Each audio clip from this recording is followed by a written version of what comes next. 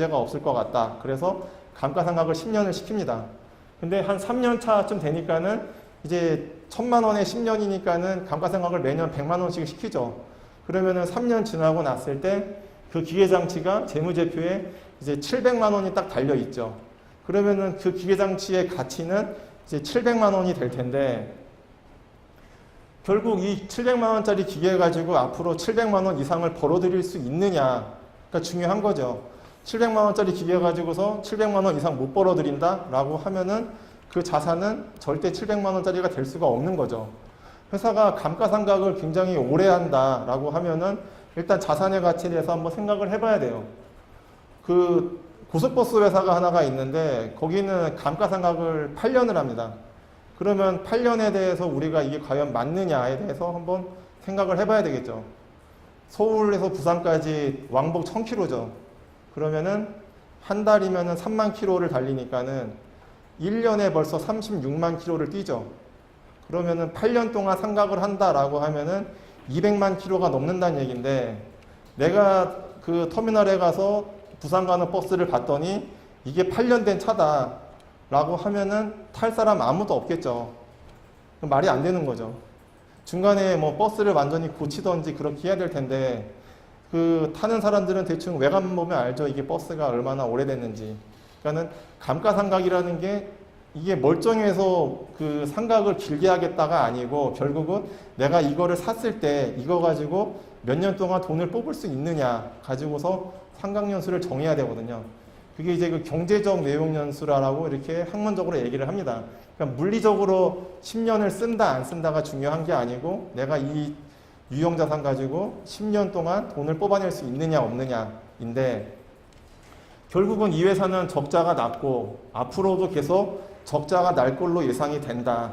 그러면은 이 유무형 자산에 대해서도 당연히 가치를 줄여놔야 된다라는 게 이제 감사인의 얘기죠. 근데 그 부분에 대해서 회사는 제시를 못하죠. 우리가 앞으로 이거를 돌렸을 때 얼마만큼 손실이 날 거다라는 거에 대해서 이제 제시를 못했습니다. 그러면은 감사인이 또 이러죠. 그러면은 이거 가지고 앞으로 이익 못 낼 것 같으면 차라리 팔아라. 그냥 중고시장에 파는 게 낫다. 기계장치가 700만 원짜리면은 이거 중고시장에서 시세 알아보면은 한 500만 원 나온다라고 한다. 그러면은 유형자산의 가치를 700에서 500으로 줄여라 라고 이렇게 또 주장을 하죠.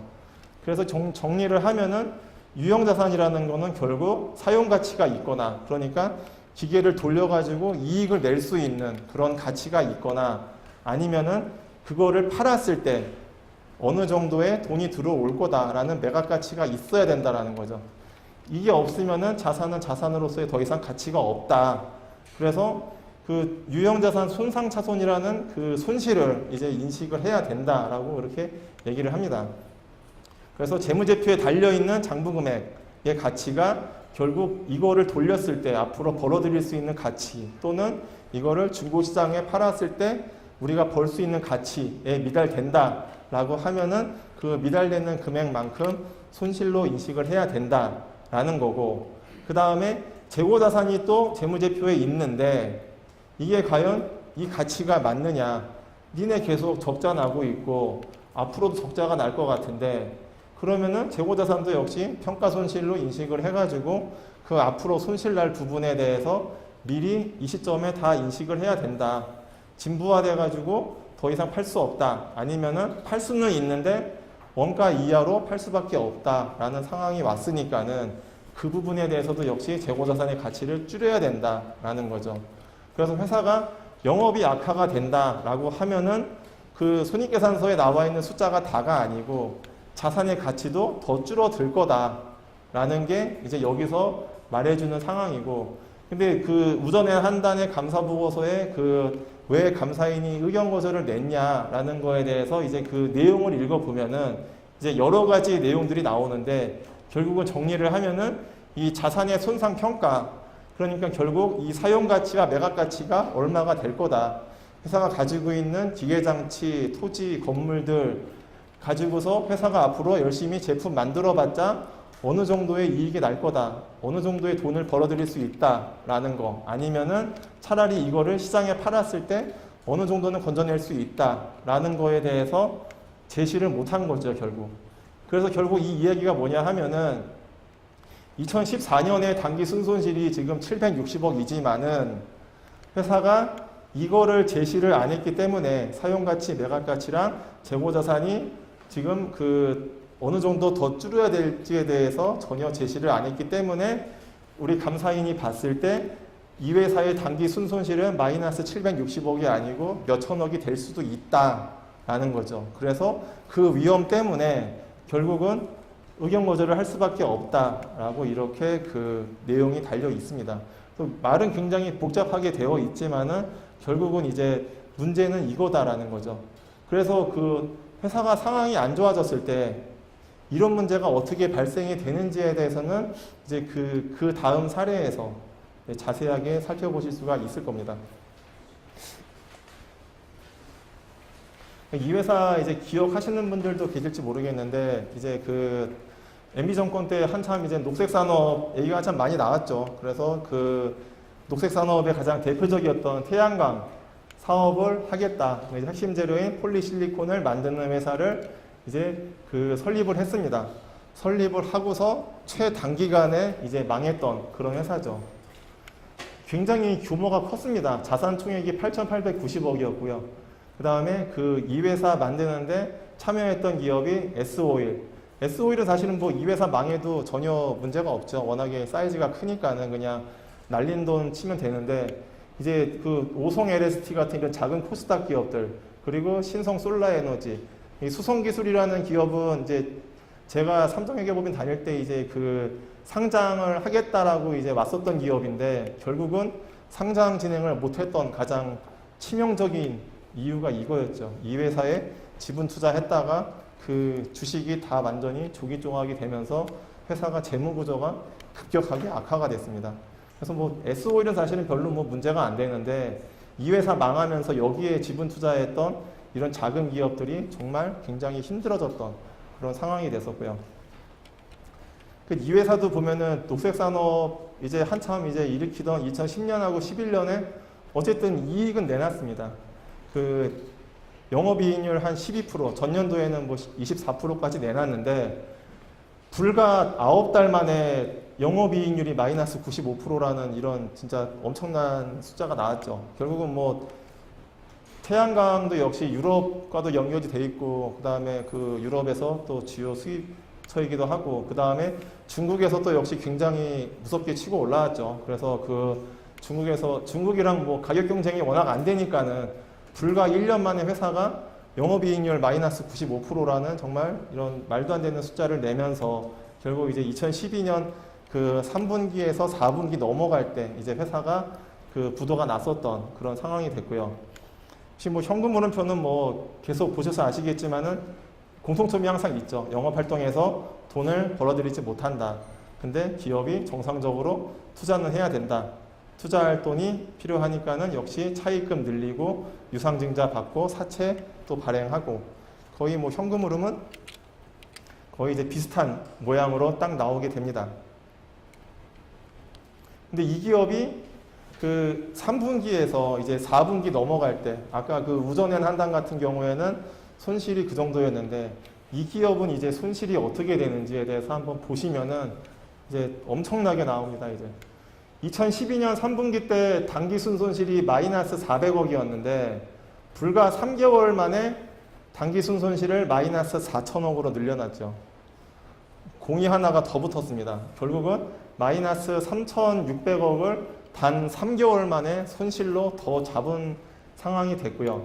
그리고 매출액은 뭐 한 160억밖에 안 늘었는데 매출 원가가 500억이 늘어나는 그런 그 모양새가 됐습니다. 결국은 이제 아까 말씀드렸다시피 우전엔 한당에서 그 언급드린 대로 이제 그 영업이 악화가 되면은 역시 이제 재고자산에 대해서 평가 손실 이슈가 생기는 거고 그 다음에 이 제품을 만들어내는 유무형 자산에 대해서도 더 이상 자산으로서의 가치가 없다.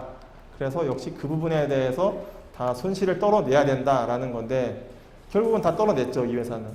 재고자산 평가 손실에 대해서 3분기까지 한 80억 정도밖에 안 잡았는데 그 단 3개월 사이에 120억을 더 잡았죠. 그래서 재고자산의 가치를 그 마이너스 200억을 마이너스 200억 잔액으로 해서 이렇게 더 줄여놨습니다.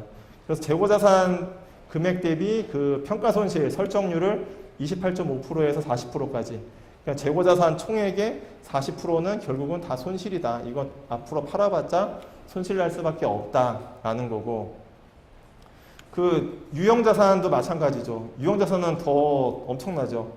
2012년 3분기 때까지 유형자산 잔액이 7,820억, 재무제표에 7,820억의 유형자산이 있다라고 해놨는데 2012년 기말에 가면은 5,300억으로 한 2,580억 가까이 이제 다 손실을 인식을 시킵니다.